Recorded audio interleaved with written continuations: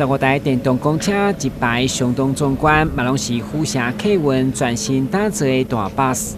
但市为了配合国家2030年市区公车全面电动化，于1809年开始，就一步一步汰换柴油车成电动公车，目前已经50台。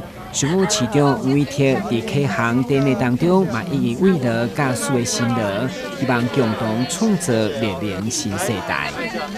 传统对公车那种这个乌贼车啦，或者是说那种柴油大巴造成空气污染的那个问题的刻板印象，能够从根开始来把它破除这样子的部分。公车以后就是干净能源的象征，公车以后就是快速便捷的象征。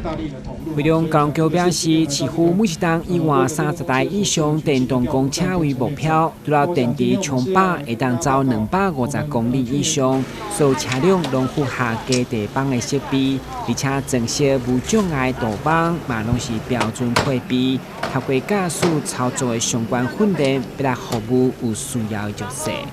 我们的全市的电动公车，如果再加上这15辆呢，会达到50辆啊，那大概就是占全体市区公车的12%。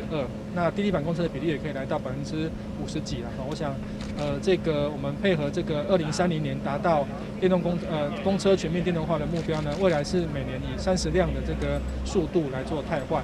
那也非常这个感谢客运业者的配合。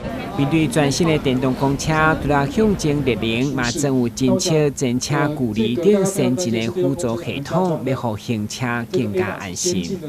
它开起来比较舒适，然后加上它有一些其他的设备，像前面这个，它是如果你旧型的它是有个稍微旧型的它是有个起来的时候，它就会跟你讲说，请要专心开车这样。那还有前面几个是，如果说离前面车子太近的话，它也会有警示，它都会讲话，对。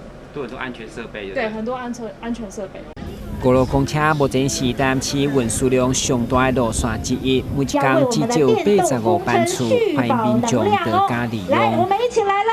倒数3秒，3、2、1，请充电！哇，看到我们下间电动公车的龙洞公车，赞的！